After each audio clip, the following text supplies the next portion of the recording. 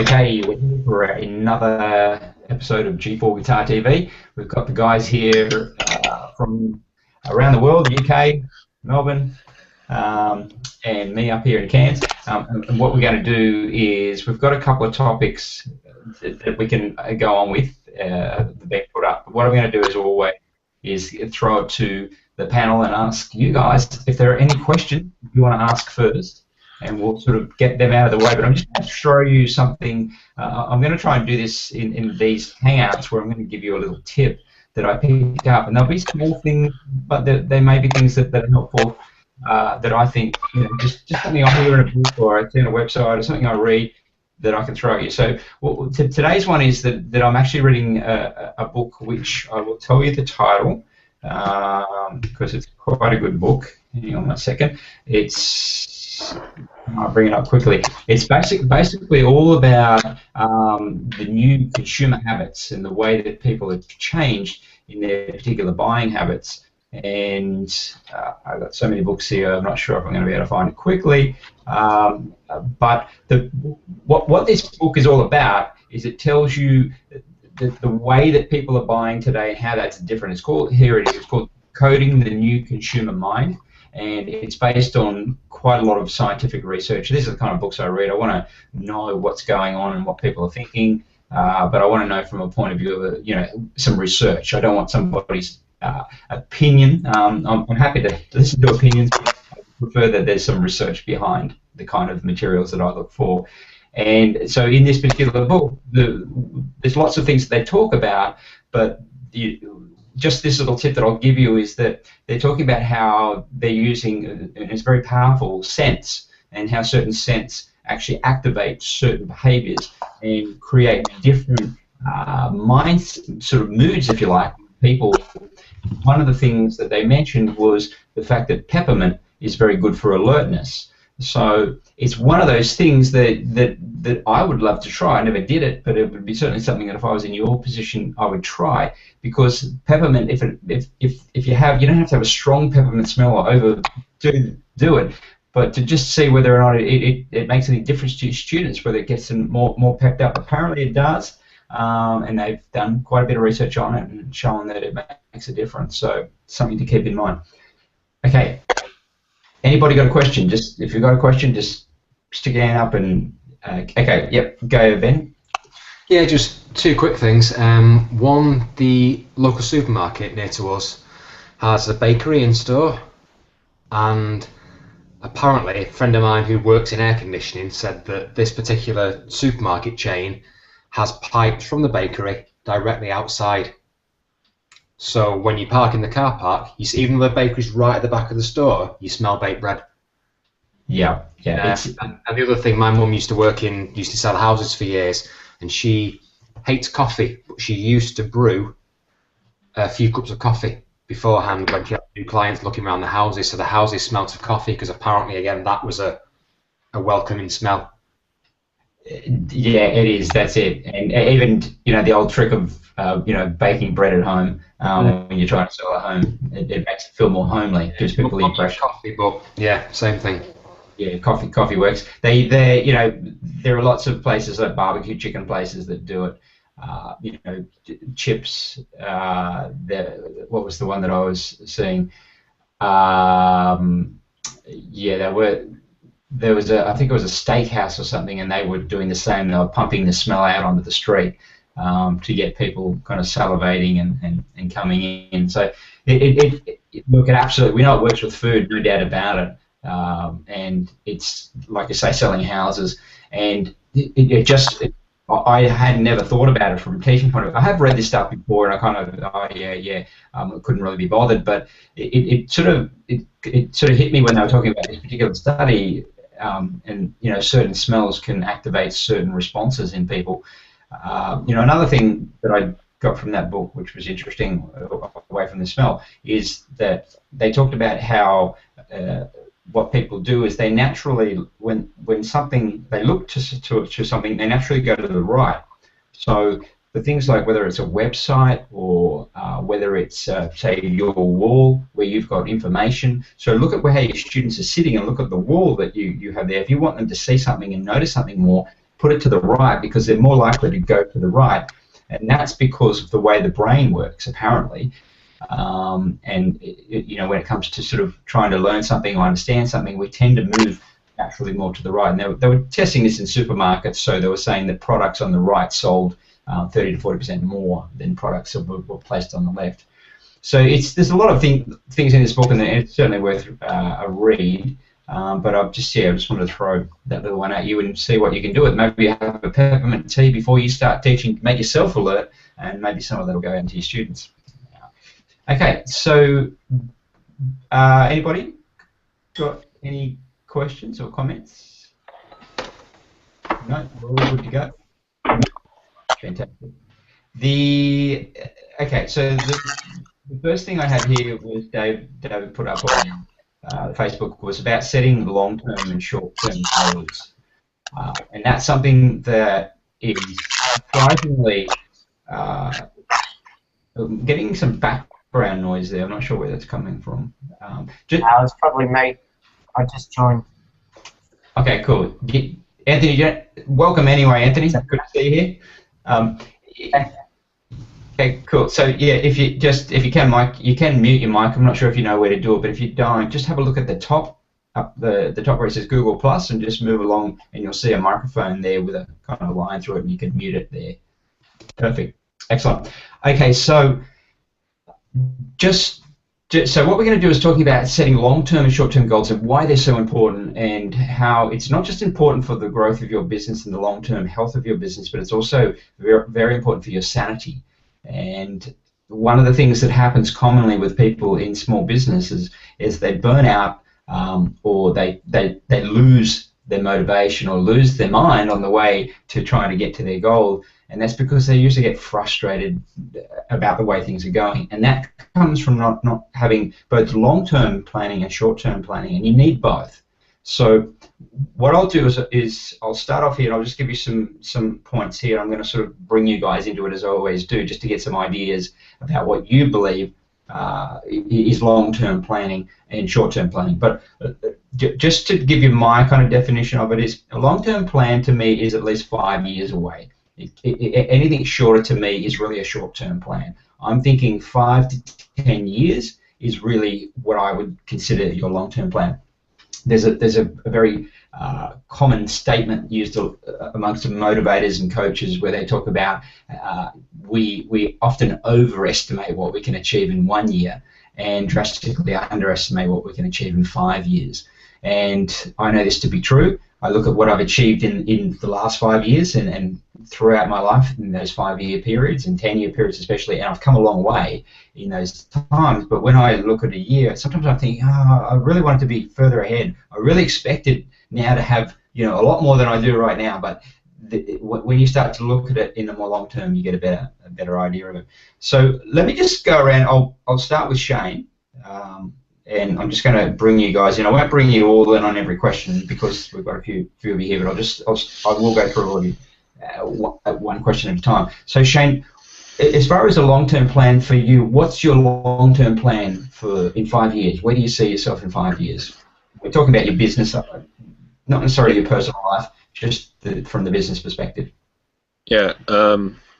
Well, my plan is to get 100 students within the next year, and in 2016 I'm going to move back to the US and start another school. So the school I have here in England, I want to have enough students to have a manager to take care of it, and then start another school in the US, and then get at least 100 students there, and then if it's going well, get a third school. And that's sort of my 5-year what that's looking like. Yeah. Okay, fantastic. Here's the thing about long-term plans, 5-year plans, 10-year plans, is we often are afraid to talk it up big, because we feel if we talk it up too big and we don't achieve it, people will laugh at us and go, whatever happened to that plan that you had to have 1,000 locations around the world, and that's my goal, right? To have 1,000 G4 guitar franchisees around the world. And see myself in 5 years and everyone going, whatever happened to that big idea you had, Dave? Where's that all gone? And so we often are afraid to do that because we don't want to disappoint ourselves or our friends, or really fall short of our goals. But you won't achieve it unless you put it on the table, unless you put it out there and start off that. So Shane, so we're talking in 5 years for you to have 3 locations. Is that right? Yeah. What's a bigger goal? What could you do? What would be the bigger goal? Remember that you don't think about it as more work. Don't think that because you have 100 locations that you necessarily have to be taking care of them all. And don't think that it's even greedy. And that's often these are the kind of things I'll talk about. People might think, well, wow, that's pretty greedy to want to have 100 locations, making millions of dollars a year. Why do you need all that money, Shane? Can't you just survive on, $50,000 a year like everybody else? So these are the kind of things that we battle with. Inside, well, I'm a musician and all my friends, we all live on this income, and I kind of want to be there too with them and not sort of overstep. There are all these reasons. I'm not saying this is what's going on in your head. I'm just giving you guys possibilities of things that might be going on in your head, even subconsciously, about what's going on. And we can talk about greed and whether or not making lots of money and creating a great business is greedy. We can look at that a little bit further down the track, but let's just start with this first. So, what would be the bigger goal? Let's imagine that all the money that you were making was going to a charity that you felt was very valuable. Whether it was helping children who were in these countries that were very worse off than our existence, or whether it was helping homeless people, whatever your favourite charities are, if you could put all this money to them, let's imagine it from that point of view. How big would you want to take it? How far do you think you could take it in 5 years? You mean how much money could I be making? Not money, but locations. Let's just stick to locations for now. How many locations do you think you could have in 5 years? To be honest, I really think it's 3, because I'm just trying to build this one up, and then in 2016 I will move to America, and I think probably 1 school per year once I get to America is a pretty realistic goal. Maybe a hard one, but I think I can do it. Okay, cool. And all right, good. Okay, that's cool. I just want to make sure. Okay, cool, fantastic. I just wanted to mention real quick that actually when I was in Sao Paulo, I met this guy named Gino Verdaggi, and he helped me out with some places to stay when I was playing there, and he's doing exactly what I want to be doing, and that he owns like 20 drum schools around Sao Paulo, and he makes a lot of money, and he invests a lot of that money into his own career and just goes on tour with his band all the time. And so for me, that's really the long-term goal. He's got his whole sort of future for his family sorted out, and he just goes on tour with his band and manages his schools. So that's really, I'm kind of modeling my goals after him. It's pretty much, right. Yes. Okay, cool. And that's the really the smart way to do it is rather than reinvent the wheel, look at somebody who's already doing it. You'll never be exactly like them. Same with our music. You can be inspired by other people, but it doesn't necessarily mean that you'll ever be that particular player. But that's what inspires you and gives you the kind of vision and the hope that you can sort of get even halfway to where he's gotten. Great, excellent. Yeah. And see, one of the things about when your business does get to a certain point is, yes, there's this kind of, you get over this hump of feeling like you're working for the money. It's no longer about the money, and it's an interesting stage when you get there. And the first time that I sort of got to that stage, it was really quite transformational in that you think it's actually not about the money anymore. I don't actually need any more money for myself. I've got all the things that I really want and probably more. So what is it now? And that's when you really start to look at yourself and you really start to question, what do I really want to do in the world, and how do I want to contribute? And that's really, I think, where everyone should aim to get, because once you start, see, one of the philosophies that I have, which wasn't originally mine, I picked it up along the way, but was that when we focus on our earning enough for ourselves and our family, that's actually a very selfish take on life. It's like I only want enough money for me and my immediate family. The rest of the world can look after themselves. Now, it's not that you're responsible for the rest of the world, and yes, the rest of the world needs to sort of work itself out, but it's so much, you can do so much more if you have that ability. And you look at the situation that we live in, which is actually a small percentage of the world actually lives in the conditions that we live under. So most of the world, and I've spent a lot of time in Southeast Asia and places like this, which are getting a lot better, by the way, but you go there and you look at it and you think these people just don't have the opportunity that we have. So for us to sort of sit back and not do anything, it is almost kind of a sin, in that, you know, we can do so much more, and then we can help people who don't have that opportunity.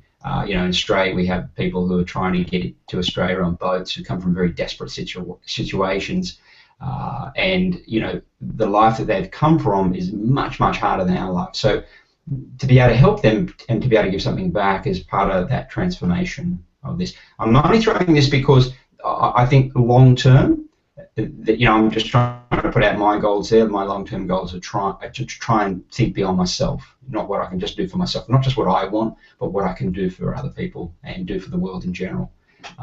Okay, so let me go to Ruby. I'll bring Ruby into the conversation. Ruby, what's your long-term goal? Where do you see 5 years from now? 5 years from now, I'm doing whatever the hell I want to do while someone else runs my business. And I did a lot of training with a mob called Action International, which is a company of business coaches. And when you do long-term planning with them, they would always push everyone to set your long-term goal as 100 years plus. And the reason for that is that it forces you out of the equation. Like, we're all going to be gone from the world in 100 years. So it forces you to think, well, where is my endeavor going to be after I pass? And that really changes the perspective on everything.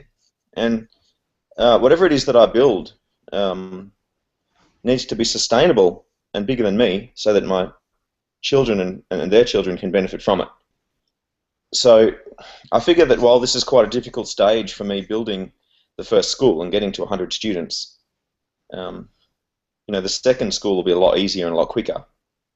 So I have my sights on 3 schools at the moment, which is 1 here and 2 in the local areas, kind of just far enough away that they're not going to travel to me for lessons. Yep. And after that, hopefully 5 schools, which is in the 5-year plan. Okay, but that's brilliant. The 100-year goal, I love it, because it does that. It takes you to the point of, okay, this is no longer what's going to be the legacy for myself. This is what legacy I'm going to leave after I die. So yeah, so that's brilliant. And I think, you know, that's similar to what I'm talking about here, is going beyond yourself, not just building your own little personal, you know, empire or whatever you're trying to do to feather your own nest, but to actually create better. Because you think about most of the things in the world that we're actually profiting from. My Mac computer here, you know, Steve Jobs is not with us today. Those who, you know, he wasn't the nicest of guys. He was very moody and all the rest of it, but he didn't have a lot of time. You know, things like where he, you know, he went from being, you know, he still had a couple of $1 million, but he went from having a couple of $1 million to having, I think, something like $200 million overnight when Apple went public. And he could have quite easily retired at that point and did whatever he wanted to do, but he didn't. He turned up for work the very next day. And this was the kind of person he was, because it was his work that he was into. It wasn't the money. Sure, it's easy to say that when you've got a certain amount of money, and there is a freedom that comes when you get to a certain point, and we can look at that kind of study as well. It shows, you know, people who earn $100,000 a year or more are pretty well happy. The happiness gauge doesn't go up much after that. But it shows you the kind of person that he was. And I'm not saying that he was all good, by the way. That's for another argument. But in this, what we're really talking about here is that people have left legacies, and these are legacies that we here today are enjoying. And you look all around you, the house that you live in, the food that you eat, the computers that we use, the internet, The internet's a great example. Bernard Lees, who did it all, really, he could have kept that for himself and made it into a very profitable venture for him, but he didn't. Things like Wikipedia, all these things that are out there, all these legacies that people have left and their life work sometimes, that often they didn't even see in their lifetime. And so, yeah, that's brilliant, the 100-year goal. And once you do that, it's almost liberating. It's like, well, I don't have to worry about whether or not I achieve this goal next week or the week after. It's really about the long-term thing that I'm building. And I know this because when I was in my 20s, it was all about trying to get rich now. That's where I was. I don't make any bones about that. That was what I was trying to do. Just wanted to get rich so I could play guitars all day, go traveling, and have what I thought was a great life. But then, and it drove me pretty hard to do things, but it burnt me out as well. It was frustrating because it just didn't happen as quickly as I wanted to, and there were a lot of hiccups along the way. So I'll go to David. David, question for you is, I'll sort of turn this around. What is your short-term goal? Where do you want to be in just a year from now? This time next year, what's it going to look like? To have 100 students come into this kind of branch, and then in 2015 to open another branch and start to construct and build, maybe employ another teacher. Yeah. Okay, great. Okay. So in a year from now, you'll have your first one up to 100 students, and you'll be launching your second one. So this time next year, we'll come back to this video and we'll review and see where you're at.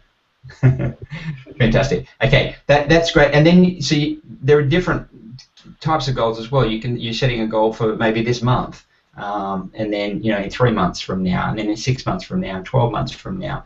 And there was an interesting thing I saw recently, which was I think I mentioned this in one of the other hangouts, but it's worth mentioning again because it's related to this, and that was where Larry Page from Google was talking about one of the biggest problems with companies is that they're working on quarters. Every quarter it's about making the kind of the budgets and then being able to go to the shareholders and go, hey, we can give you a dividend this time, yay, and the shareholders who are just in it purely for making the money and getting their benefits and profits and then pulling out if the shares go down or whatever. So they're not really part of the company or the long-term vision. And it was quite refreshing to hear him say that they have a 20-year vision for Google. They're looking 20 years ahead all the time. They're not looking at where they're going to be in 6 months or 12 months. So yeah. Okay, so Ben Messenger, what's just a question for you, which is a little bit different. What do you think is the most likely thing to prevent you from reaching your goal in the next 12 months? So the goal that you have for 12 months now, what do you think is going to be the #1 thing to prevent you from getting to it? Probably fear. Say it again. Fear. Sorry, I didn't hear you, Ben. I don't know. David, can you hear me? Okay. I can hear you now. Yep. Yeah, just probably fear of the unknown, fear of failing. Okay. Am I going to do it? I'm not sure. I don't know if I can do it. And I think those things, personally, I've found over the last 6 months since we've met, it's not a big, doesn't stop me, but it's certainly there all the time. It's in the back of my mind, or I'll before I do anything, I'll think about it, and then I'll do it and think, why didn't I just do it? Why, rather than thinking and worrying about it, I should have just gone and done it. And most times I'll do that every time, rather than just going and doing it. Even though I've seen that if I just go and do it, it'll be okay. No one's died. It'll be fine. It'll generally work out okay. But I still have the sort of self-doubt and the fear before I actually, take the step. Yeah. So let's just sort of work through this a little bit. When you say fear, what are you fearing? Is the fear that you'll be broke, you'll lose everything, that the students won't come, and you'll have invested a lot of time and money into it? What do you see as the kind of worst case scenario? It's the practical things rather than the I couldn't care less what other people think. The old, like you said, 10 minutes ago, putting something out there and people laughing at you. I couldn't care less because that's what I want to do. I don't care what anybody else thinks about it.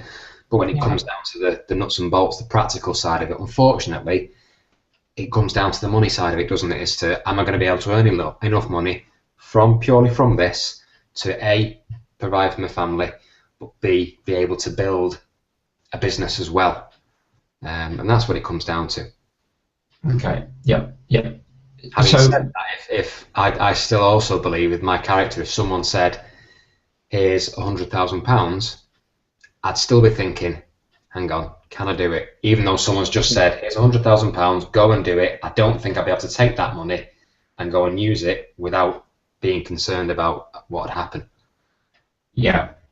And look, it's actually something that everybody has. We all fear that our investment, or the time and the energy that we put into growing a business is suddenly, we're going to suddenly wake up one day and find out, hey, nobody wants to learn guitar anymore. My marketing is not working anymore. Things have changed, times have moved on, and guess what? Businesses go through this all the time. There are businesses. We're in a very stable business compared to many other businesses. Think about IT, where these guys work for sometimes years on developing, say, an app or a software application, only to find out that some guy released the same thing for free.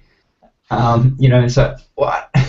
I've just been blown out of the water. Something like MySpace, which dominated the kind of social internet at one point, and then here comes Facebook out of nowhere and just crushes them. And you see, especially in IT, it's been really rapid, the way that these businesses just sort of get knocked out almost like dominoes, because something else comes along and is faster and better. They actually said to Bill Gates some years ago, this was back in the 90s actually, they said, are you worried about, say, IBM or whatever, one of these companies coming in and coming up with a product that's superior to yours, and knocking you out of the game? And his response was, no, I'm actually worried about a couple of guys in a garage coming up with something. And guess what? Google appeared. So he not only feared it, it happened. It was real. Google came, but it was his fear that, and that fear being sort of a real fear that prepared him. And he still wasn't prepared enough because, for those of you who know the Microsoft story, they were late to the game. They didn't believe, Bill Gates didn't believe the internet was going to be anything. And so they came very late to the game. So that's why they missed out on it. That's why Bing was a late sort of starter to the game. Microsoft, had they been early under the game and understood it, they had all the money, they had all the kind of the smart guys working for them. They were the Google of the 90s. But they were just late to the game, unfortunately. So it's just one of those things. And so really it's that shift in a market that can really put you out of the game. But the thing that happens time and time again that I've found about business generally, and I read a lot of business books, so I study a lot of these guys right across, is that they don't actually disappear. They just go and do something else. They're always coming up with something new.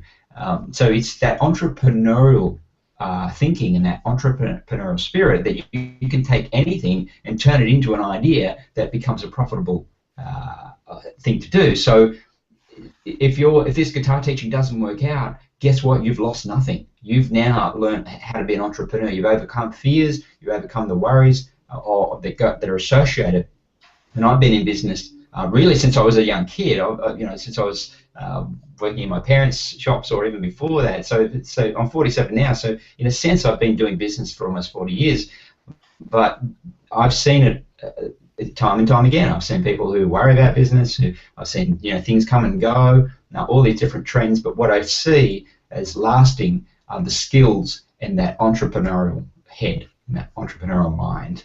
That's what at the end of the day sustains over time. So don't ever feel, even if this particular business didn't work for you, that it's a loss. I'm only where I am now today doing this because of all the experience that I've had before. I wouldn't be doing this had I not had done everything else before and had the confidence to do this and know that I can help and work with you guys. So, okay, brilliant. Thanks, Ben. Cool. I'm not sure, I don't know that the other Ben there has got any sound, so unless I hear from him. Ben, No. can I hear you? Can you hear me? I can hear you. Good. All right. All right. Okay. So I'm going to throw a slightly different question at you. Why? What do you think, as far as a short-term goal, let's say for the next 3 months, is achievable for you, rather than a year or 5 years? What do you think you could do in the next 3 months? How many students do you think you could feasibly get in the next 3 months? If I entirely focused on flyering and did nothing else, I could probably, if my feet held up, in 3 months might be able to make it to 50 or 100 new students. Okay, great. I was really going for the flyering. Okay, great. All right, so I don't think I want to put that as a goal though, because my feet would be very unhappy with it. okay, so what if it wasn't your feet doing it? What if it was somebody else's feet? Well, yeah, I've got, I've got 2 friends who've been helping me, and I recently tried a company for 5,000, and I got 2 separate consecutive weeks. I mean, 2 not separate, 2 consecutive weeks where most of their people were out of office on holiday. So Yep. I don't know if that was a fair test of them, but I'm going to give them one more chance with another 5,000, and if it's equally unresponsive and not very, because I only got 2 inquiries during that time, and I'm pretty sure that one of them wasn't from that load of flyers, it was an earlier load. Yeah, yeah. So Okay. that's a good test, but I'm probably going to have to look at doing what I think Ben said. You've already got someone doing it for you, a little old lady, and you just put an advert on what was it, Fiveyear or something similar? Just Or? look it on Facebook then. Just put it on Oh, Facebook. Facebook. Yeah. But I've got a local there's a local Facebook group for my area. So Okay. I jumped on there and just said anybody looking to earn a bit of extra cash, blah blah blah. Got a couple of time wasters, couple of mums asking about the teenage sons who were only around for certain weeks when they weren't at college. I had an older guy who just didn't turn up, was really interested, arranged to meet him, didn't happen. And then I found a lady who was, in her 50s, who dead reliable. Maybe not the quickest, but she's reliable, which is great. So Yeah, that's what you need, isn't it? she's doing about 1,200 a week for me. That's good though. And you can build on that. Yeah. And she's doing, well, let's sort of look at this. See, achieving the goal, sometimes we get locked into one way of doing it. One of the things that I do regularly is I'll write a list out. I'll say, okay, I'll write a list of 10 or 20 solutions to a problem, and then I'll 80-20 it. I'll go, okay, what are the top 20% here solutions for this problem, and I'll sort of put the others aside and work with those, and then I'll see if I can expand on them even further, and then narrow them down again, and then you end up coming up with a couple of very good solutions to almost any problem. And there's something about writing things down as well, I find, and writing lists. It really gets your kind of mind thinking about how can I do this. So you have to go to the goal, and if the goal is 100 students in the next 3 months, which is a great goal, there's 2 things you need to do. Is, okay, is there another way to do this where I don't have to do all the walking? And yes, hiring other people and bringing them into it, how can I do it, and can I be sure that it'll pay for itself? That's where you crunch the numbers and go, well, this is the return I've been getting so far, this is how many enrollments I get for the flyers, etc., etc. And then you go, okay, well, I can hire 5 people. How do I get those 5 people? But then you have to look at, can I actually handle that many students coming through the door at one time? And sometimes you've got to sort of consider that as well. But once you start doing these kind of short-term goal-setting scenarios and looking for ways to make it easier, so not just thinking more work, and that's what most people think. They go, oh no, 100 students, that's 100 times more work than 1 student.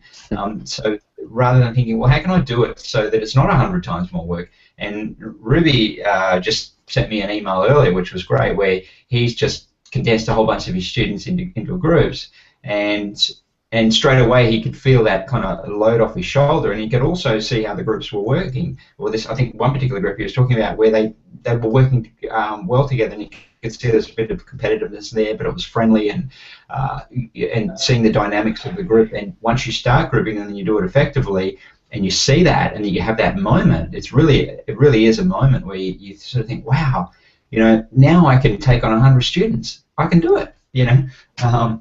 And so, and it's not 100 students from 50 hours of work plus all the extra. It's actually 100 students condensed into a couple of days. And that was, I remember that moment, and I remember how good it felt. But not just from the point of view of, okay, I can teach more students and make more money. It was about the fact that this is actually better. The students are really enjoying it. This is effective. It's working. And that was really the moment for me where I became, if you like, an evangelist for group teaching. In that, if you are a good teacher and you really have something to offer the world, then you want to help as many people as you can. And that goes for anything. You think about great entertainers, great speakers, great teachers of any kind, or anybody really in anything. They really would need to be helping as many people as they can. And great teachers, that's the position you have to take. So if you're holding yourself back and just teaching a handful of students, well, either you don't think you're a very good teacher, or you're a great teacher and you're not letting the world find out about you. And I think it's a great shame if that's the case. Okay, so what I'll do now is, this is Anthony's first session, so I won't put too much pressure on him to come up with some answers. But what I'll do, Anthony, can you just give me a little bit of background on you? I know you've been playing guitar for quite a few years. What's been your career? What are some of the highlights of your career in anything that you've been doing? Just need to turn your mic on. It's on mute at the moment. Just go back up to the top. Yeah. And Gotcha. There you go. There we go. Fantastic. Yeah, hi guys, thanks. I'm a bit excited about this. My background, I started work at Pura Milk as a laboratory technician, and went through and did my diploma in dairy technology, and worked in the dairy industry selling pumps, valves, worked for Department of Crime Industry as an inspector in the dairy industry, and went to New Zealand in '96 for 2 years, ran the company over there. We turned over about $10 million a year. So I've had quite a bit of experience in business, understand the books behind me, many self-help books and whatnot that I read. So yeah, I'm just looking forward. I've been through a few of the videos, but I've got to put the information into a categorized for myself so that I can move forward. Fantastic. Thanks, Anthony. And it's good. I can see you've got a ton of books behind you, and I'm glad to hear that. Yeah, you've got a lot of sort of self-help and probably some business books, and yeah, great. It's interesting. Just on that point, I was reading. Oh, sorry, it was I think it was a TED talk. But basically, what he was talking about is how now in our homes, because the books, and there's still a lot of people who love physical books, of course, but the majority of physical books now, people actually don't need them. And so, especially for the younger generation coming through, they're not buying physical books. They're, it's all on their iPods or whatever. And so, something like 30% of the home was used for storing physical items that are now being turned into digital items, such as books. And so, which is changing the whole landscape of real estate and the real estate market. So it's just, I just want to throw that in because it's interesting what technology is doing to the world in the way that it's reshaping it and reshaping things. And we really need to stay on top of this because it's really coming into our business and our market. You've got guitar bots. You've got what is it? The Fender Rock Prodigy. You've got Rocksmith. You've got these guys, and these are the early guys, and so you've got this sort of coming where there's a lot of this self-teaching, AI, if you like, technology coming into our space. So we really need to stay on top of this and really need to know what's going on in there, and that's where I think networking, and this is part of my sort of motivation with G4, is that it'll be a long while yet, as far as I can see, that we will be replaced. If we're in a position of motivating and mentoring people, that will be replaced by AI. But it could still very well happen, but I don't think it'll happen in the next 20 years. It might be 30 or 40 years, but probably the next 20 years we're still good. But this is why with your teaching, you have to think more about how you're inspiring your students and keeping them on the game and on task, more so than what you're teaching them. What you're teaching them is important, but it's not really what's going to keep them long term for your students, because they're getting more of what they need to learn online. It's not necessary. You think about it, I go back to when I was a teenager, and I'm sure a lot of you can even do this, is learning a song, like I was writing to Led Zeppelin and trying to learn Led Zeppelin songs back in that time was very difficult. You had to listen very closely. There wasn't much tab available. You had to go to a teacher to really hope they taught you, and even a lot of the teachers didn't know it that well. So this was kind of the way that I went. And now you just search on YouTube and you'll find 25 or 100 guys who are all teaching you how to play these particular songs. So it's changed dramatically, and that's something that to keep in mind when you're making your long-term goal, long-term planning. So I just want to just give you some of the points that I've got here for long-term planning and short-term planning, and we'll cover that and then we'll move on to the next topic. Okay, so the first thing is with long-term planning is that having a long-term plan is really like a compass. It ensures that you know where you're going and what decisions you're making today. And this is one of the areas that I see the biggest problem is a lot of the decisions that people make today are not considering the long term. And I'll give a very simple, obvious thing, and that's PayPal. People think, just take the cash, but if you set the customers up with PayPal, your students up with PayPal, then you're not going to be asking them for money every so often. And when you've got 100 students, asking 100 students often for money, it's very taxing, it's very tiring, and can be very damaging for your business as well, because your business becomes almost about money all the time. Take money out of the equation, put it onto PayPal, even though you may miss a few students and you've got a few students in the beginning who want to pay cash, it sort of takes all that out of it. Another thing is, the group teaching. Do you want to be private teaching? When you private teach, you'll get to a point where you're full and that's it. And if you want to pay a teacher to come in to do those private students, by the time you pay them a decent amount of money, pay your expenses, there'll be very little profit left for you, and then you'll be thinking, why am I even doing this? Because I'm not making any money. I'm the person working for me, and the landlord of the property and everyone else is making money, and I'm getting nothing. And I know that because I've been there and I see it everywhere. Music schools all around the world, doesn't matter which corner of the world you go to, there's a music school that's making very little money. Some of them sell instruments, so they manage to make some money from selling instruments, but as far as music schools are concerned, if they're doing private teaching, running multiple studios, they're not making any money, or not making much if they are making any money. So the long-term plan helps you to play it out. It helps you to see, okay, in 5 years, if I've got, let's say with Shane's got 3 schools and he's got 100 at each, how's he going to manage it? What systems does he need in place? How's the decision that I make today going to affect me in a year or 2 years? And that's what we really need to think about, is how those decisions, and even things like reinvesting the money that you make. If I spend this money today on going on holiday, and it's funny how I've often seen this kind of scenario where someone's in business for 6 months or a year, they've worked hard all year, and think, I really deserve a good holiday. I'm going to spend all my profits and then some and go on a world trip for a month or 2 months and then come back. And yes, that was me. I would spend all the money I made and go around the world for 3 months, come back broke, in debt, and start again. And that's probably how I got good at startups, was because I had to keep doing it again and again. But it was really a silly thing to do. Had I just stuck to the business for 3 years, really built it up, then I would have been absolutely fine. So that's something to keep in mind, is those short-term decisions, how they affect the long-term. The long term, knowing where you ultimately want to be, what will it look like, making sure you kind of really describe how it's going to look is really important. Now, from the short term perspective, is having the short term creates a sense of urgency. So you don't want to be thinking just long term. You want to be thinking, okay, what do I need to achieve this week, today, even break it down, and I bring it right down. What do I want to do in the next 10 minutes? There's actually a guy who runs this philosophy of where he breaks his day up into 10-minute segments. He has a timer and he goes bang for 10 minutes, and every 10 minutes he does something else.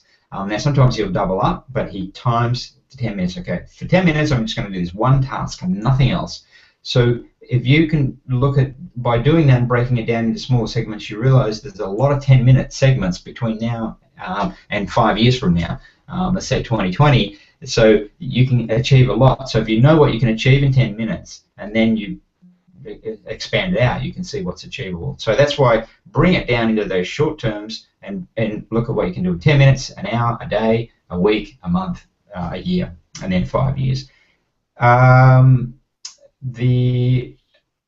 Okay, and of course the short-term planning is about ensuring that you stay in business, because there are certain things like cash flow. If you're not watching it and you're not keeping your eye on it, that can bring you down, and that's often one of the reasons businesses come undone, because of the cash flow. So it's really, to sort of sum up there, it's really the short-term, long-term is really about having that zooming in and zooming out all the time. And you know, the zooming in keeps you focused on the now, keeps you achieving the goals, but the zooming out, what that does is allows you to stay sane and to stay positive, knowing that, okay, it doesn't matter that I lost 3 students this week. It doesn't matter that this month I've got less students than I had last month. What matters is where I'm going to be in a year, 2 years, 5 years. And that's where, and I know I've spoken to a couple of you who are guilty of this, where you've come to me, and it's great that you do come to me, by the way, but you've come to me and go, oh, I've had a really bad, month. I've lost, half a dozen students. I just don't feel motivated. Blah blah blah blah blah. What do I do? That's cool. It's just a bad month. It's summer. People are probably signing off for the summer and going on holidays. In the UK, that is. So there are reasons that things happen. Things are seasonal, and the longer you're in the business, the more you see the seasonal trends. And you can be assured that as long as you're out there doing the things and you're getting the marketing results and you're getting better at what you're doing, that you're heading towards the ultimate goal. So I think we've covered that. Any questions? Any comments? If you've got something, throw it up now. Okay, brilliant. David, because I know that you brought this topic up. Are you there, David? I'm not sure. I can't see you. I only see a guitar. You might not be there. Oh, there you are. David, yeah. Did that kind of cover it? For me, I have an idea of where I want to be with my goals, five-year goal, but it's actually putting a plan down that I'm struggling with.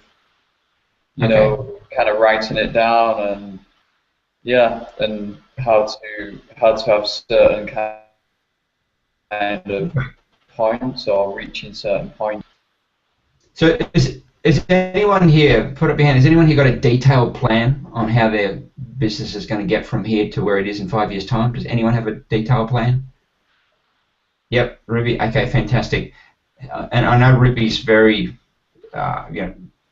plans everything out. I've sort of seen some of the spreadsheets that he's done with his IT, and it's fantastic. And this is something that takes a lot of time and a lot of work, but it also, I think, it takes, there are certain things that I actually really enjoy doing, and I think it takes a certain amount of enjoyment as well. But I will also say that it's not critical that you have an absolute detailed plan. You don't need to have every detail. If you're building a building or building an airplane, yes, you need a detailed plan. You need one that can, but when you're creating a business, in this sense, it doesn't need to be precise, because things change. And in fact, if you make it too precise, you'll find that as things change in the environment, the future, whatever things come along, then your plan will easily become outdated. You've got to keep it up to date. So the main thing that I would say is that you are able to look at where you are now and look at where you're going to be. So when you have, let's say you've got 500 students in a couple of years, how are you going to be managing those 500 students? Who's going to be looking after them, and what needs to be looked after? They're the kind of questions. So if you can start writing a list of questions, then we can throw them out there, and if someone like Ruby's got a detailed plan, then he's going to be able to help here. I've of course got lots of plans, not just one plan. I've written out a lot of detailed plans over the years, and I've put a lot of time and energy into doing these plans, but I shift and change them, and I take bits and pieces from different things. But my plan for G4, just to give you an idea, is that we have 1,000 franchisees worldwide. and the franchisees are interconnected as a network. My plan is based around networking, and to I don't know how much you guys sort of understand networking principles, but the idea when you come to a network, think of the brain as a network, the internet as a network. The idea of networking is that you guys are going to be bringing in information, you're going to be bringing in more ideas, more energy. You know, just a few things that have come up tonight, you know, about the 100-year plan, 100-year goal, and things like that. These are the kind of things that weren't on my radar, and I've read tons of stuff. You know, so by bringing in different guys into the network, and when you look at the way that a brain works, you look at the way the internet works, is that things are not the sum of its parts. By networking, we're all going to actually be generating ideas. So someone throws out one idea, someone builds on that idea, and it grows and grows and grows from there. So that's where I know for me to make a firm plan would be too rigid. It wouldn't allow the kind of intelligence and input from the members, which I know is going to come, and is going to come thick and fast with each new member that grows. You know, new guy joined today from Perth, and you know, I know that he is going to bring a lot to the table. He's got a lot of great ideas. He went out there and literally got 12 students within a couple of weeks, very quickly. So, you know, how did you do that? You know, that's what I want to know. What he did. Why is he so inspired? You know, having fresh kind of thoughts and ideas coming in also helps. So, to answer that question, my take on it is that you don't need to worry too much about having the exact plan, but where you see the potential problems, then you need to have a plan for how you're going to deal with those problems ahead of time. All right, Ruby, I'm just going to ask you, what are some of the tips you would give for a plan? Because I know you've done this and you've done it very well. So just give me one or two tips that you would for someone putting a business plan together.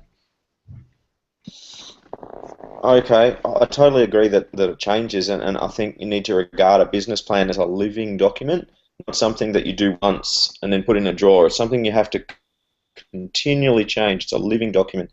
But I think in terms of long-term, you have to start there, because if you don't have a long-term goal, you've got really nowhere to aim at. And so once you have a long-term goal, you can break that down into short-term goals or medium-term goals, and then it's just really breaking them down smaller and smaller until eventually you've got a short-term goal. And then once you've got that clearly kind of in place, you can then break that down into, rather than goals, you can break it into tasks. Like, what do I have to actually do to achieve that short-term goal? And they can be projects. Project can be made up of 10 tasks, you know, and that kind of breaks it all down to, well, it's well and good to think that I want to have 100 students by September or November. How do I actually do that, you know? Yeah. And so this way, breaking it down in chunks, you can kind of get down to, well, what is my... Here's the question I always ask myself every time I have a goal. It always comes down to, what is my next action step? And that's what I want to know. If I don't know what my next action step is, I don't know what to do. So I've got to figure out, what is the one action that I can make that will make me progress towards this goal right now? And whatever that action is, well, that's what I need to do next, you know? Yeah, exactly. Yeah, what's your next best action step? And you really should, you know, from any of these meetings, these hangouts, you really should walk away from every hangout with an action plan. There should be something that you do from this. It shouldn't just be, okay, that was interesting, I enjoyed that, and go back to doing whatever it is you do. You should actually have something that you can take away from today that you're going to physically take action on. And for David, that might be to actually write your plan down or develop it a little bit more using some of the tips here that you've been given. Really what Ruby's talking about there is reverse engineering, and that's having that that 5-year plan, let's say, or 10-year or 100-year plan, and then sort of reverse engineering it back. Okay, where do I want to be in 5 years, 4 years, 3 years, 2 years, 1 year, etc. Now I've got those in place, and when I look at them, I can go back and I can see that I haven't achieved the goal that I wanted to achieve by this year, but that's okay. Because then I look at a different thing and I look, wow, I'm way ahead of what I thought 5 years ago. And this happens all the time. Or I'll go back 5 years and I'll look what I was looking for at this point. I realize I'm a lot further ahead than I was. But if I look back a year, I go, well, I was a bit ambitious a year ago. And that's kind of what I was talking about before. And that's where, even if we go to Shane is saying, he wants to have his school 100 students in a year or so and be opening his second school in the US, etc. Now that may or may not happen. I don't know. I'm not gonna second guess. But then he goes 5 years later to 3 schools. My guess is that it might take him a little bit longer to get to his first goal. But once he gets to that, I think he'll get to his 3 schools very quickly. I think that he'll do it in a lot less time because he's done the first one. He knows how it's done now. So it's almost like a cookie cutter. Well, we can go into a few little differences, but he'll get the other 2 up and running pretty quickly. And then he'll think, wow, that was easy. Maybe I can open a 4th, or an opportunity will come up where someone says, hey, I'm selling my school. Would you like to buy? Whatever comes up. And this is going to happen within the network as well, where some of you guys are going to go on with it, some of you aren't, but then you'll see others will go, well, hey, what have you got there? Well, I've got 50 students, but now I'm going to become a pilot and do something different. And so someone who's a bit more keen might go, well, hey, can I buy it off you? How much do you want to sell it for? And then you've just got another school for a certain price. They're the kind of things that will happen within G4. You see it all the time in businesses. You'll get certain people within G4 who will be bigger players than others. It's the 80-20 rule of play. 20% of you will end up owning 80% of the locations. And that will be whoever is into it more, whoever has got the vision and can go on with it. So, okay, I feel like we've covered that subject really well. So I'll just spend the next little while going over to the second topic here, which is why we procrastinate. And that was a topic somebody put up. Now, what I might do is I'm just going to go through, because I've got Fiveyear here now, so I'll go through each of you and I'll just get your opinion on why we procrastinate. Why do you procrastinate? Okay, so I'll start. This time I'll go to the other end and I'll ask Anthony on my screen. I'm not sure how your screen looks. Anthony, why do people procrastinate? As the guys were saying before, I think fear. I think it's fear, and also not having a plan, not having a written plan. So, as Yoda says, don't try, just do. And, we've just got to keep thinking that positively in our mind, have our plan, have our goal, even if it's broken down to 10 minutes, like you said before, but just have that goal and make sure we do what we have to do. Action is the most important thing. Knowledge is nothing without action. So. Fantastic. Yeah, I would definitely put fear as the number one reason people procrastinate. A lot of people will say that it's not fear, but often there is a fear behind for whatever reason. Sometimes it's quite hidden. Fear of failure, fear of success. Yeah. I don't want to do that because I just, I've got a friend who's been working on a product for some 20 years, and I've said to him on many occasions, dude, it's done, it's perfect, get it out there, start shipping, and he's saying, no, he said, I'm not like you, Dave, I just don't throw ideas out there, I've got to make sure it's right. And I said, well, dude, you're going to be, dead and buried by the time this idea is right, because it's been 20 years that you've been developing it, and part of throwing it out there is getting feedback and getting knockbacks and finding out what people want. And really what's underlying all that is a fear. He's procrastinating because he's afraid that people will say that it's not as good as he thinks it is. And there will be people who say that. It doesn't matter how good you are at what you do, there will always be people who will criticize you. Or it might be that he's so successful that he thinks he's just going to be so busy it's just going to be terrible. Exactly, that's it. The fear of success. That's common. Yeah. What if I'm successful? Then suddenly I've got to do all this stuff. Suddenly people are going to be, all my privacy will be gone, and I remember that, in my teens when we had a band and we were getting signed and all this stuff was going on, and I basically lost it. I didn't lose it, didn't get crazy, but I just thought, I don't know that I want all this. I don't know what, I like my privacy. I like I like walking down the street and people not saying, hey, you're famous, and so they were real concerns for me at that time. I think I was overstating where we were going, but that was actually what was going on in my head. Okay, brilliant. Thanks, Anthony. All right, so Ben Alcardi, Hello. what's your take? Besides fear, is there any other reason people procrastinate? Well, I was going to say, when I just joined, were you talking about the power of habit? I haven't mentioned it today. Okay, because that's probably something that makes a big difference for most people. Just if you haven't thought about what you're going to be doing and planned it all quite well, it's very easy to just slip into the habit of doing whatever you'd usually do without it being particularly productive. So that might not be counted as procrastination. Procrastination is more when you know you should be doing it and you're not doing it. But if you're not actually thinking, what should I be doing right now, you could very easily just slip into a, as he said, positive routine, a not very positive routine. Yeah, I know what you're saying. It's kind of like, should I go for a jog? Nah, I'll grab another packet of chips and sit in front of the TV. We're not even thinking that, just going straight to the packet of chips, even though you planned a week ago you didn't very specifically plan I'm going to do it then. That's what I talk about when we go through the first page, the second page of the G4 method. You go, here are the dates that we want to, not the dates, here's your week, where are we going to practice? And then they can't say, I had no time. You can say, well, if something came up, you could have changed the time in there. There's no excuses. Yeah, exactly. That's great. It's even, and I used to do this with guitar students, where I would say to them, look, before you even think about whether or not you're going to do your practice, just do it first. Pick up the guitar, start doing your practice, and then decide whether or not you want to do your practice.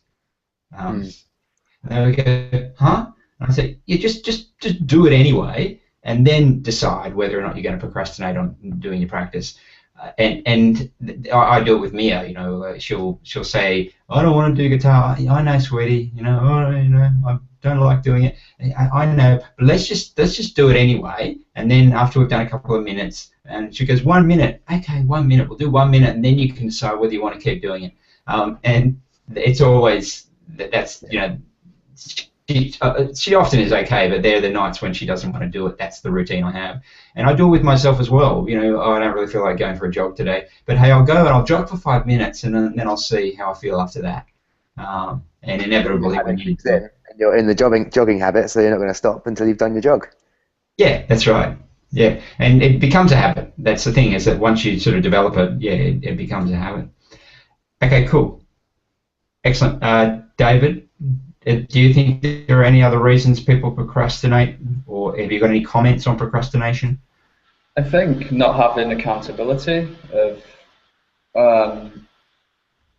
like action. So if there's kind of no accountability for that like action, then so say if you lived at home with your mum or dad, and then your rent's kind of paid, and then there's no kind of to go and get a job, but where say you've got like rents to pay and stuff like that, then you're more likely to not procrastinate when there's kind of consequences.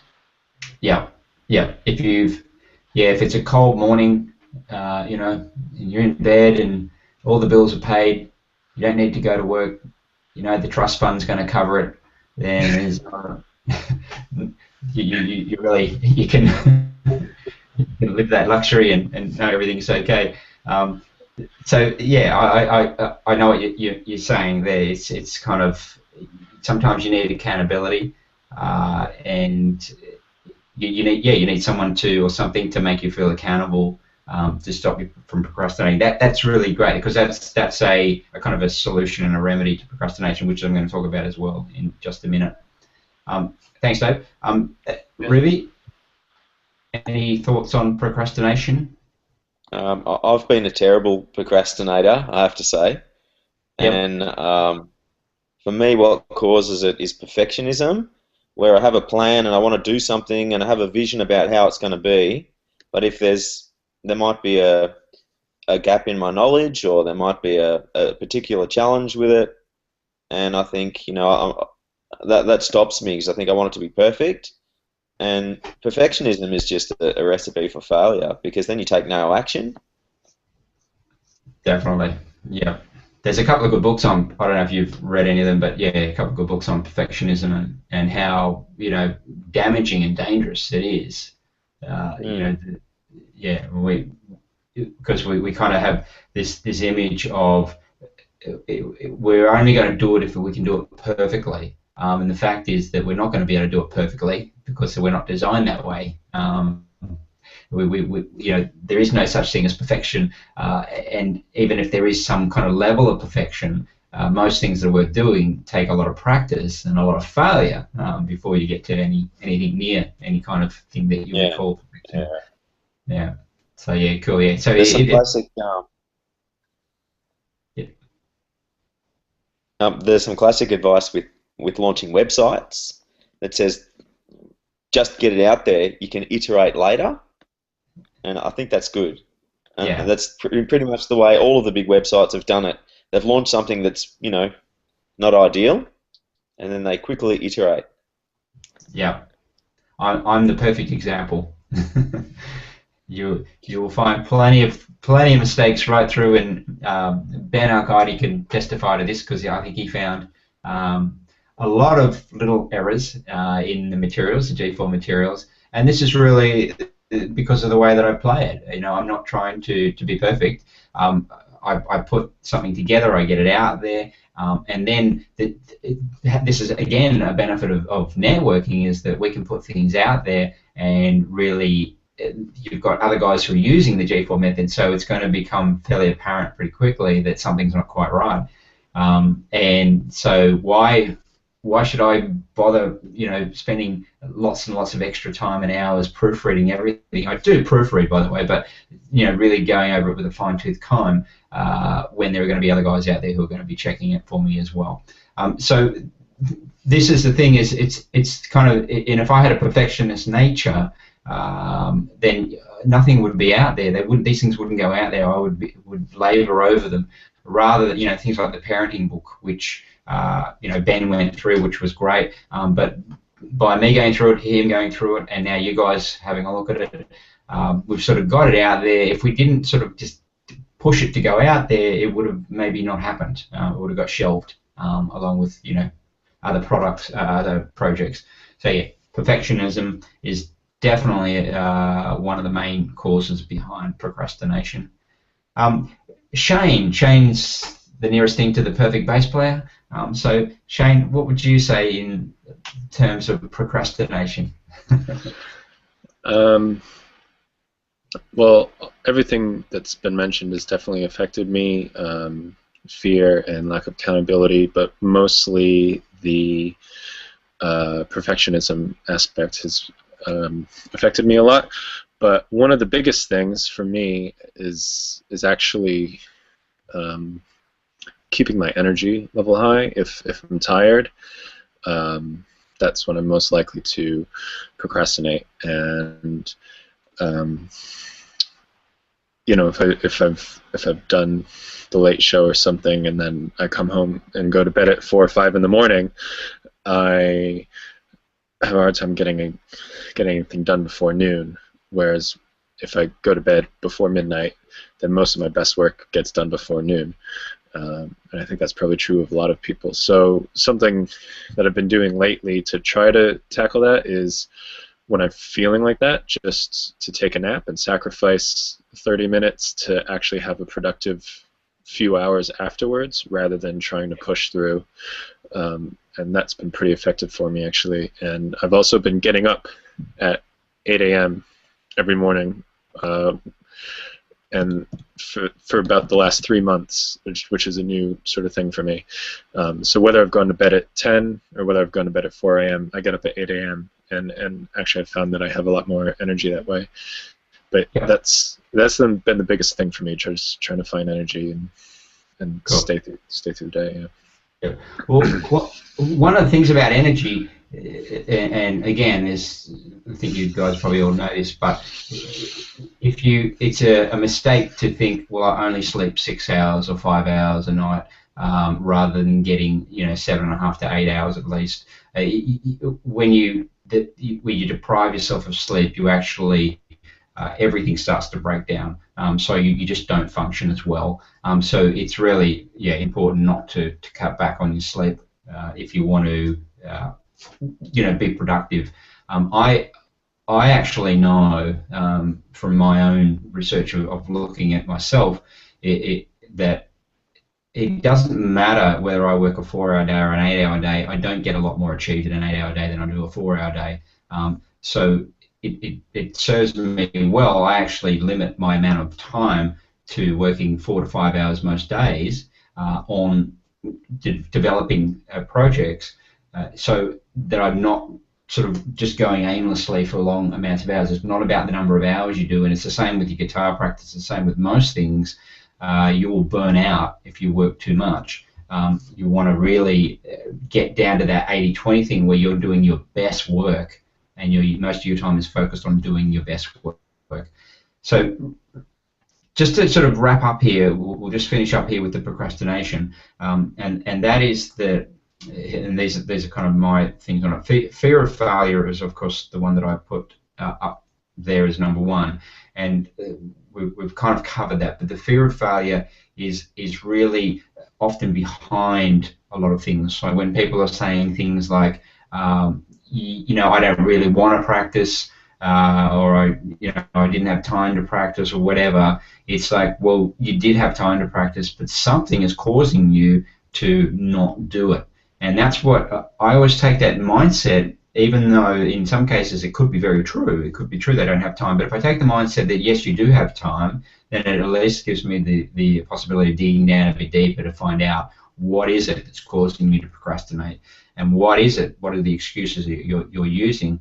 And I think that if you can help your students solve this problem of why they're procrastinating, you will start to see a big difference in your retention rates. And that was what I noticed is once I started tackling this, what is actually stopping you from practicing?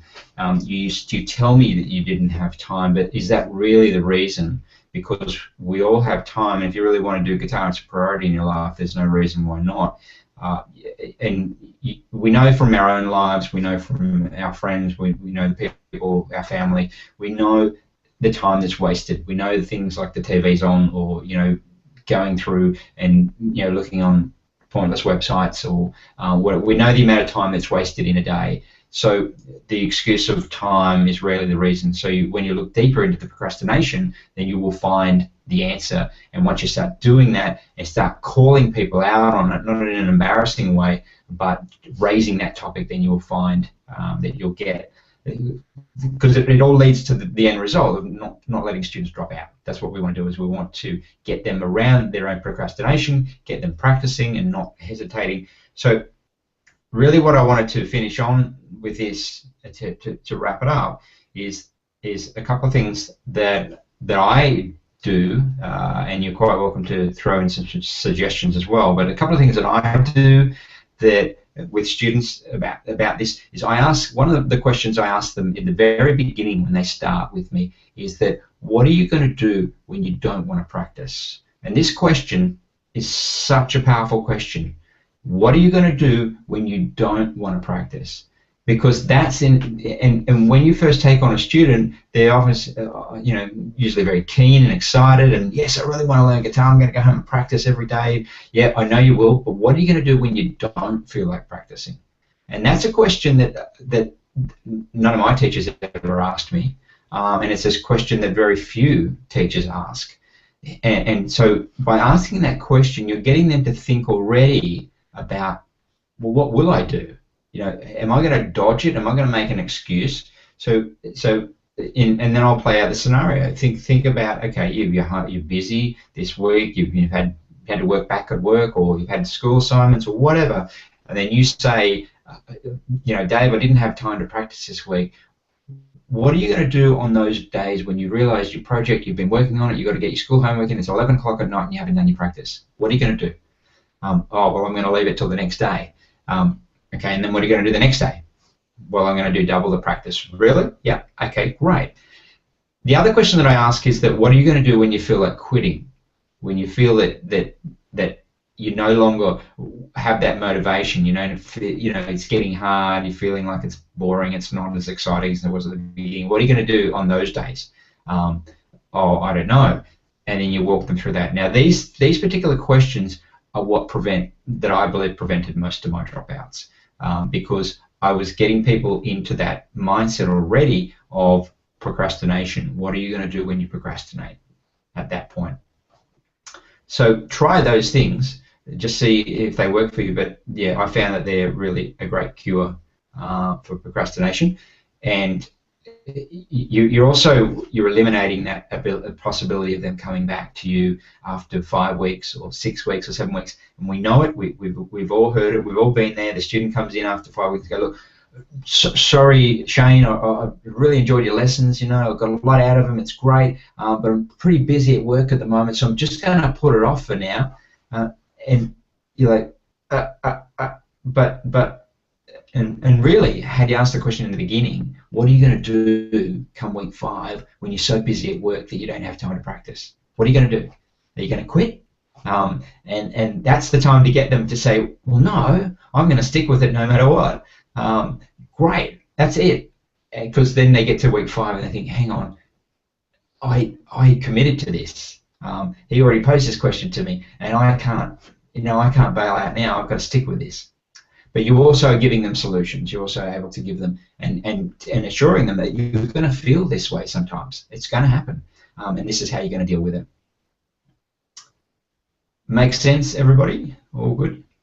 Yep. So we'll end it there. Does anyone have? Well, let me do the Ruby suggestion. I'll just quickly go around each one of you. I'll start with you, Shane. What is your takeaway today? What action are you going to take from today? Can be takeaway or can be action, whatever you like. Yeah, I really like the 100-year goal idea. I'm going to take a look at that. And just the last thing you said, actually, about practicing, it's a really good suggestion. I'm going to try to make sure I incorporate that into my sort of lesson plan and not leave it until someone has a problem practicing. Yeah. Great, excellent. Yeah. So yeah, and I'm the same. I'm going to take that 100-year goal. Thanks, Ruby, for that one. That's a great takeaway. Yeah, but that's and you can add that, and yeah, asking the question, just that one thing, those two things, and yeah, you'll see that'll make a difference. Okay, fantastic. So Ruby, what about you? What's your takeaway from today? My takeaway was your question at the end. What are you going to do? I think that is so awesome, and I've had a lot of quitters recently that I reckon I could have saved if I had known that. And so I'm going to print out a sign that says, "What are you going to do?" with a question mark, and I'm going to stick it up in the guitar room, and I'm going to ask everyone all the time, like, what are you going to do when your pick falls in your sound hole? Like, what are you going to do? That is so awesome. So I'm taking that away today. Fantastic, excellent. That's great. It's really powerful. It's amazing how people, and you can use it even with parents. What are you going to do when your child doesn't practice? Are you going to quit? Are you going to give up? Are you going to sign off? Yeah, it can be used in any situation where you know that the problem is coming. Okay, cool. All right, Ben Al-Qaidi, what's your takeaway from today? Well, I've got a question and a thing about this. What are you going to do? Can we make that into a page? Because I think we could have a few suggestions at the top. Well, a title, what are you going to do, when, a few suggestions, maybe just 3 bullet points, and then a number of other bullet points for them to put in their own problems. And then that's a way for them to catalogue their problems so they can discuss it with you, rather than, oh, I had a problem this week, but I can't remember what it was. If I remember, I'll email you. And also, can you email me? You have it. Yeah, because that sounds great. If you can email me just a kind of an idea, and then we can collaborate on it and come up with something. Good. Because my question was, I've got a 7-year-old and a 9-year-old who have practiced every day, but maybe 2 out of the past month or two. I think one of them's 2 months, one of them's a month and a week. And I'm tentative about asking that question because I don't want to put into their mind that they might have days where they don't want to practice because they've wanted to practice every day, apart from the days when they were ill. Yep. Is that something you would mention, or if they're that good so far, should I just wait and look? Asking the question is really just putting it out there. It's not going to have a negative effect, so don't worry about that. It's not going to. Yeah, you just sort of say, well, what are you going to do when you don't want to practice? And if they come back to you really strong and confirming, I'm always going to want to practice. Okay, well, let's do it. You know. Good. Yeah, so it won't be a problem at all. And look, those kind of students are not going to drop out anyway. You know what I mean? They're not the student that you're targeting. That's not a problem. Yeah, the student that you're targeting are the students who are likely to come back with the excuse and drop out. So it's not a problem at all. Good. Hey, Anthony, what's your takeaway from today? Well, I'm just glad I found you on the internet for a start, I guess. Yep. Yeah, I think I'd like to have a look. Obviously, I've got to read through and have a look at all the bits and pieces and get the info right. But also, I think it's important, as the guys were talking about, and I'll put some links up there to the government and businessballs.com, where you can get business plans and